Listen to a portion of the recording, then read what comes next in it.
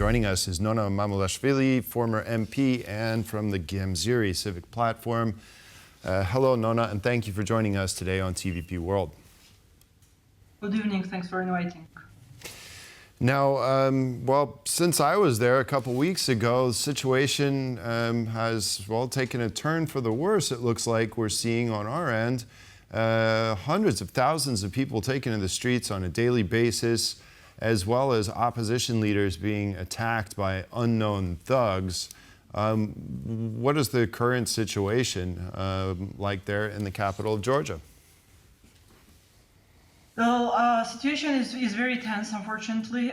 Since your visit, Don, the things have changed, and unfortunately we're seeing more and more violence and provocation on the side of the government.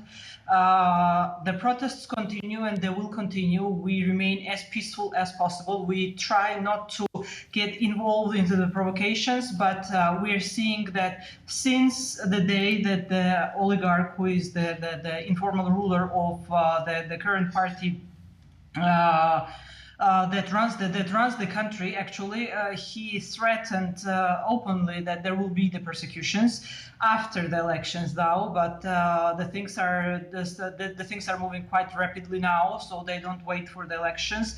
They need to pass this law as soon as possible. And from what we know now, there will be a third hearing of the law on the 13th of May.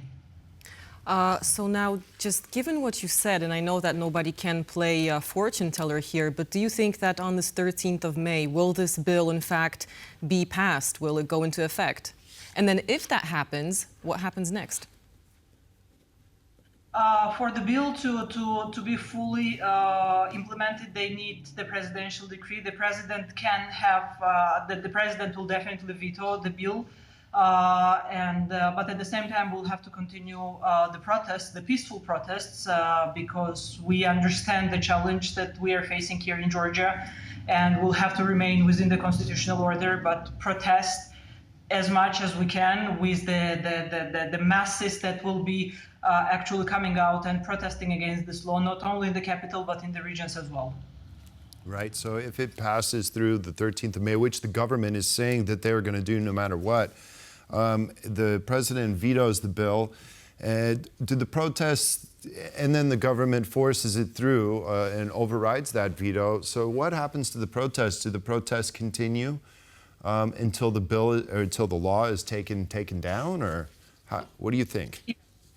No, we cannot speculate right now, but we understand that for us, for the population of Georgia, those of us, 85% of the population, the change of the foreign policy direction, which actually this bill represents, is unacceptable.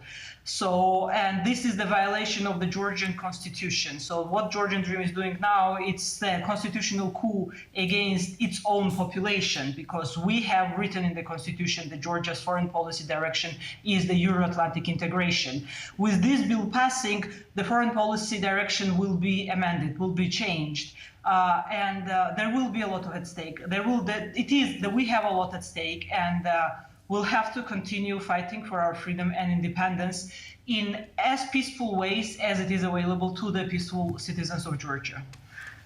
So now you mentioned the foreign policy that would change after this. Do you think, will this somehow impact the situation of Georgia, as we know that most Georgians want to become a member of the European Union? We're seeing that our friends, strategic partners in European Union and in the US are very concerned. We are hearing daily addresses from our partners, from the EU countries, from the US to the Georgian government, saying that this bill, if passes, will actually put Georgia's future with the European Union and the Euro-Atlantic integration under question. However, we're seeing that the Georgian government insists that this bill is the bill for transparency, and this is what is good for Georgia. So they are ignoring all the calls from our international partners. That's why I'm saying the situation is very challenging, and we have to use all friends, all the partners, all the tools available to them while we are peacefully protesting here, that our partners, they implement whatever is in their hands. So we understand that there are concerns and deep concerns, but actions must follow. Tend to agree with you, Nona. I've also spoken with some high-level officials and some MEPs here in Poland about the plight of Georgia and the situation you find yourself in right now. And the two main responses that I get are basically that Georgians have to choose their own destiny. And by that statement, I imagine they're talking about elections. And so elections will have to go a very different way. Also, I've talked about sanctions on Ivanishvili. Do you think that more calls should be made to put sanctions on him immediately as a result of what we're seeing on the streets of Tbilisi and other cities? Well, not only on him. I think our international partners already know that he's not the only one who actually instigates the whole process. And there are a lot of violations of the human rights here in Georgia. And I think the list should be much longer. I think our partners are already working on it. And what I wish is that things move faster than they usually do, because well, Georgian statehood is at stake.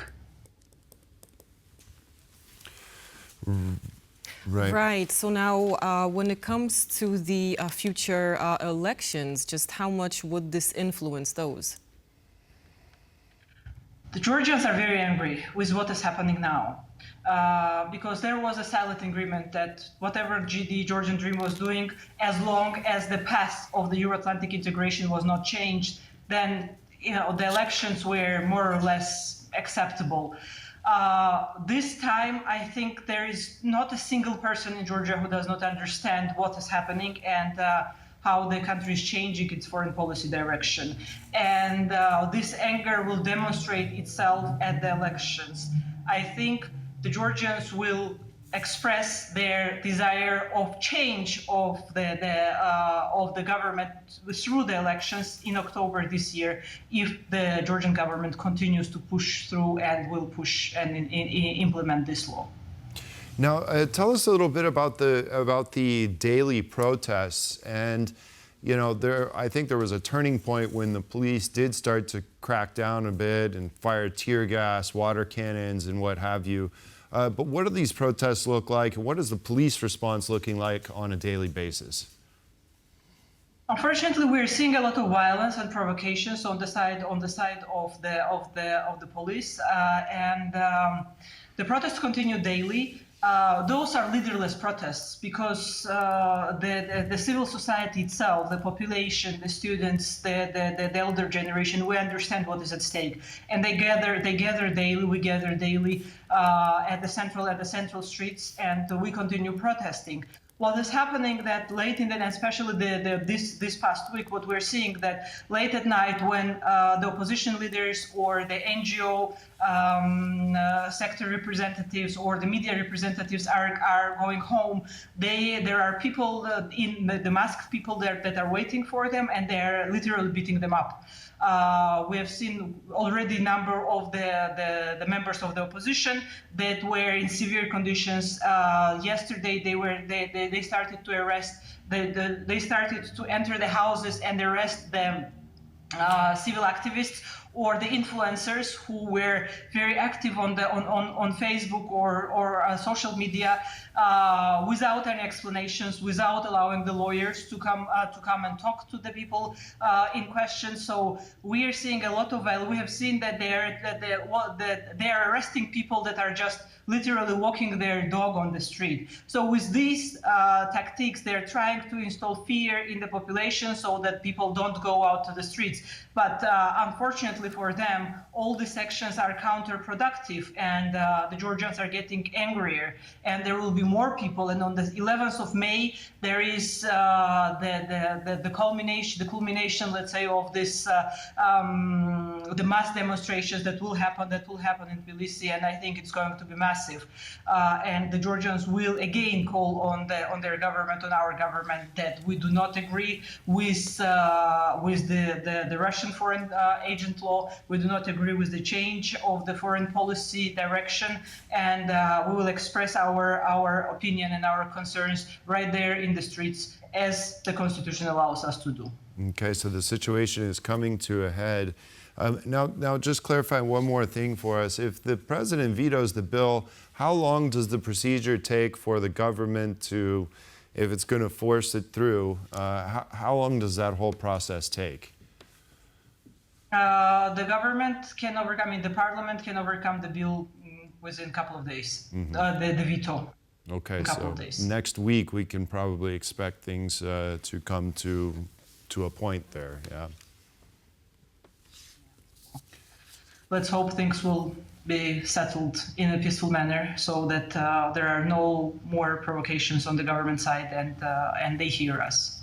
Certainly, certainly. Well, Nona Mamulashvili, former MP, also from the Gamziri Civic Platform, thank you very much for talking to us today and explaining this to our viewers. We really appreciate it. Thank you. Good you. luck with everything.